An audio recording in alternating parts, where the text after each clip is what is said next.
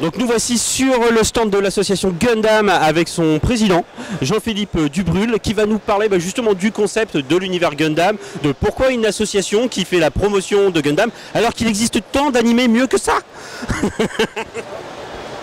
Je suis pas d'accord, Non, en fait, au départ, on est des fans de Gundam, tout simplement.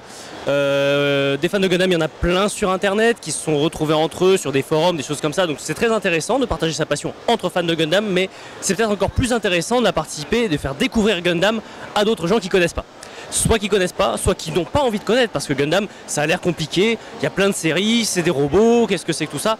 Donc voilà, on a créé cette association pour venir dans les conventions, pour parler aux gens, pour présenter aux gens l'univers Gundam, et si ça leur plaît, formidable, ça fait des fans en plus et on partage quelque chose. Si ça leur plaît pas, tant pis, mais c'est l'occasion quand même d'avoir des échanges vachement sympas, de discuter avec les gens. Puis on commence sur Gundam et puis on parle de nos séries préférées et tout, ça dévie très vite.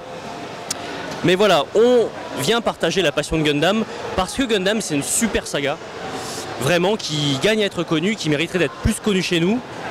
C'est une saga qui a révolutionné l'animation japonaise en son temps et c'est une saga qui continue encore aujourd'hui. Tous les ans il y a des nouveaux Gundam, alors qui rentrent plus ou moins dans les univers faits avant ou qui sont des nouveaux univers qu'on peut découvrir tout seul, etc. Mais cette pluralité, cette diversité, ça fait la force de cette saga qui a toujours quelque chose à offrir au public. Alors il y a une chose qui est assez étonnante, moi je trouve, sur Gundam, c'est que effectivement c'est une saga de robots. Il y a une certaine période, on en a eu énormément en France. Parmi celles qui sont à peu près équivalentes en termes de longévité, on a eu Macross qui est arrivé en France, qui a connu des adaptations. On a eu en fait aussi à travers un nombre d'OAV pratiquement tout le Macross qui est sorti, alors que Gundam on a eu au final très peu d'éléments, et que c'est vrai que si on résume, en France Gundam on le connaît davantage à cause du merchandising autour de la maquette. Donc comment on explique justement que on soit sur une espèce d'ambivalence vis-à-vis de Gundam, vis-à-vis d'un succès reconnu sur le merchandising, mais pas réellement sur le produit de base. En fait, Gundam, en tant que produit, c'est très difficile pour les Japonais de le vendre en Occident parce que pour eux c'est tellement évident que Gundam ça marche, Gundam c'est un mastodonte que en fait plusieurs fois par le passé les Japonais ont tenté de diffuser les animés Gundam en France et ils l'ont fait en mode un peu facile quoi, c'est-à-dire ça va marcher tout seul. Le produit marche tout seul et au Japon oui il marche tout seul mais pas en France et du coup plusieurs fois il y a eu des tentatives qui se sont un peu cassées la figure en France de faire de l'animation Gundam. Donc maintenant depuis quelques années, depuis 2-3 ans, il y a des sorties d'animés Gundam en France, en Blu-ray, en DVD, surtout en streaming, sur les plateformes légales comme Crunchyroll, Wakanim, etc. Donc on commence à avoir un certain nombre d'animés Gundam traduits en français officiellement et tout. Là, à l'heure actuelle, la majeure partie des séries Gundam sont disponibles en France. Mais dans des plateformes assez confidentielles, il faut le reconnaître. Donc là on est sur une double stratégie de diffusion de Gundam en France. Il y a les maquettes, ça y est, elles pullulaient déjà, mais là elles ont débarqué dans le circuit officiel, dans les magasins, etc. Donc les maquettes Gundam c'est bon, les animés Gundam c'est bon aussi, c'est un peu moins visible mais ils sont là. Donc maintenant il faut le temps que la sauce prenne. Et ça, les Japonais l'ont compris. Ils ont compris avec les erreurs faites par le passé qu'on n'arrive pas en imposant Gundam en France comme ça. C'est pas aussi naturel. Il faut laisser le temps au temps. Donc là il y a les maquettes, il y a les animés, il faut que la sauce prenne, il faut que l'alchimie se produise. Elle se produit, on le voit. Après c'est lent, c'est pas un succès fulgurant, mais il y a d'autres sagas qui remportent des succès comme ça en se construisant petit à petit. Et je pense notamment à la saga Jojo's Bizarre Adventure. Ça n'a jamais été des ventes mirobolantes en France, mais il y a toujours un public fidèle et puis des sorties qui ont tenu le public en haleine jusqu'à l'explosion avec les adaptations animées qui ont donné une grosse exposition sur cette saga qui aujourd'hui est ultra culte et qui est même connue au-delà de sa fanbase en France. Qui aurait parié ça il y a 5 ans que Jojo serait aussi connu, on verrait autant de Jojo dans une Japan Expo. Il y a une espèce de rivalité fan Macross, Gundam. Est-ce que c'est un mythe ou est-ce que c'est une réalité? Explique, moi je suis un fan de Macross. En vrai, je pense que c'est plus un mythe ou plus une posture qu'une vraie rivalité. Parce qu'au fond, je pense que les fans de Macross subissent aussi le même préjugé vis-à-vis de leur série que Gundam. C'est-à-dire de l'extérieur, Gundam c'est des robots qui se battent, de l'extérieur Macross c'est des avions, des idoles. Je suis d'accord pour le dernier. Hein. De l'extérieur c'est ça, mais il suffit de regarder un épisode de chaque en entier pour comprendre que non, c'est pas que ça, c'est beaucoup plus. C'est des personnages, c'est des situations, c'est des drames, c'est des scénarios. Il y a plein de choses qui se passent, donc il suffit d'un épisode pour comprendre pour se faire son avis. Après, on peut ne pas aimer ce qu'on voit, mais il suffit d'un épisode. Encore faut-il le regarder, cet épisode-là. Et justement, nous, on est là pour ça. Pourquoi cette association? Pourquoi ce stand? Pourquoi tout ça? On est là pour encourager les gens, pour leur dire, regarde cet épisode-là. Et comme Gundam, ça part dans tous les sens. Il y a plein de séries Gundam, il y a une grande diversité de tons. Il y a des Gundam pour les gens qui n'aiment pas la politique, ou les scénarios avec de la guerre. Voilà, il y a à boire et à manger dans la saga Gundam. Et ce qu'on veut porter, nous, plus que s'adresser aux fans de Gundam, s'adresser aux gens qui ne connaissent pas Gundam, qui se disent bah, j'aimerais bien me lancer, mais ça a l'air compliqué, comment je fais, où est-ce que je fais? Et on leur dit bah, dis-moi qu'est-ce que t'aimes pas, et peut-être que tu pourrais commencer par ce Gundam-là. C'est le meilleur pour commencer pour toi. Si t'aimes pas, bah tant pis, c'est un rendez-vous manqué avec Gundam, et si t'aimes bien, peut-être que ça te poussera, si tu aimes, à aller regarder le reste de Gundam, et pourquoi pas apprécier tout ça. C'est donc un test psy. Dis-moi quel Gundam tu es et je te dirai qui tu es, c'est un peu ça. Au final, cette association elle est régulièrement présente sur le Japan Expo.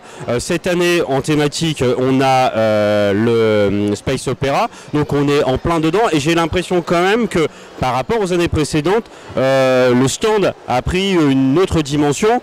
On n'est pas que sur du montage de maquettes, je vois des bornes PS4 sur des adaptations de jeux, une petite expo mine de rien, effectivement autour en fait du merchandising pur et dur de Gundam et a priori un parc conférence. Un espace animation et conférence en effet. Et ça a été une demande, un choix de votre part ou c'était une invitation de la part du Japan Expo? Alors, dès le début, dès la création de l'association, on avait deux objectifs. Un, l'aspect maquette, parce que c'est celui qui attire le plus vite l'œil. Donc on a des ateliers d'initiation aux maquettes Gundam et on expose des modèles de maquettes Gundam pour montrer aux gens ce que c'est. Ça c'est l'aspect un peu ludique, le plus facilement accessible. Mais on voulait aussi avoir cet aspect conférence, partage, parler aux gens et parler avec les gens. C'est une nuance très importante. Donc c'est pour ça qu'on a toujours eu ces deux espaces sur les stands qu'on proposait. Cette année on s'est agrandi. Enfin, on s'est agrandi depuis le début, mais là on est encore plus gros. On a le plus gros stand qu'on a jamais eu à Japan Expo, parce qu'on a eu plusieurs opportunités, notamment d'avoir donc des bornes PS4, parce qu'on a deux jeux Gundam qui sont récemment sortis en France, ce qui est assez rare pour être souligné, Gundam Versus et New Gundam Breaker. Donc voilà, qui nous ont une occasion qui nous a permis de faire cet espace jeux vidéo sur notre stand. Donc on va continuer, on va continuer sur notre délire psy. Quel Gundam es-tu? Un vieux Gundam, pas sexy du tout, très rasoir. Non, quelle série Gundam? Je veux dire, ma préférée, je pense ma préférée, et les vieux fans de Gundam vont me jeter des tomates pour ça. Je pense que c'est Gundam Unicorn, donc celle dont je parlais tout à l'heure, qui est un Gundam qui est censé être la fin du cycle Gundam classique, mais qui, je pense, est accessible à ceux qui ne connaissent pas Gundam, et qui est d'une telle qualité qu'on peut la regarder, en prendre plein les yeux. On rate des références forcément si on ne connaît pas l'univers, mais on peut commencer par ça, l'apprécier. Si ça nous tente, regarder tout l'univers Gundam et à la fin re-regarder Gundam Unicorn et le voir avec un œil nouveau, avec toutes les références et le savourer à 200%. Au-delà de Gundam, quel space opéra t'a marqué en termes de culture japanime? Alors c'est un peu, on dit que c'est une série vachement élitiste, mais c'est le space opéra par excellence. C'est la saga des héros de la galaxie. Ah, c'est vieux. C'est vieux. Alors, c'est des romans qui ont été adaptés en animé. Il fait 110 ou 160 épisodes selon ce qu'on considère. C'est le truc pour moi, c'est le truc le plus ambitieux qui ait jamais été fait dans l'animation japonaise. Après, c'est aride, faut vouloir. Mais il y a un remake en ce moment diffusé cette saison. Donc, ils ont pris les romans, ils ont recommencé la série en animé. Les héros de la galaxie d'Ino Yoteze, c'est sur ADN, Anime Digital Network. Une série que je recommande, voilà. Après c'est de la politique, c'est des intrigues, voilà, c'est pas ludique du tout, mais c'est quelque chose qui m'a beaucoup marqué et qui est le space opéra par excellence, par son ampleur, par ses thématiques, c'est le space opéra par excellence tout simplement. Alors pour ceux qui ne connaissent pas, ça a donné l'occasion d'un des premiers longs métrages à gros budget d'animation japonaise, Les Gardiens de et ça a été, il me semble que c'était sorti en VHS chez Kazé Animation au tout début de Kazé, aux années 94, ça a été l'un des premiers titres sortis, et je crois en VOST, en VHS, et il avait déjà fait beaucoup parler de lui à cette époque-là. Beaucoup de gens ont redécouvert l'animation japonaise autre que les produits Club Dorothée à l'occasion de ce titre-là, mais c'est vrai que il est franchement pas c'est pas fun, hein. C'est pas glam. Hein. Ah non, c'est tout le contraire. C'est ni fun ni glam, c'est sombre, c'est aride, c'est sec mais c'est pas sexe, c'est sec. Mais c'est c'est d'une qualité rarement vue dans l'animation japonaise pour moi. En tout cas, ce qui est conforme à moi, ce que j'attends de l'animation japonaise. Je peux regarder des trucs rigolos, je peux regarder des trucs d'action, je peux regarder du Devilman Crybaby. Je sais que j'ai mes héros de la galaxie quelque part. Ça va trancher quand même avec Unicorn, hein, quand même.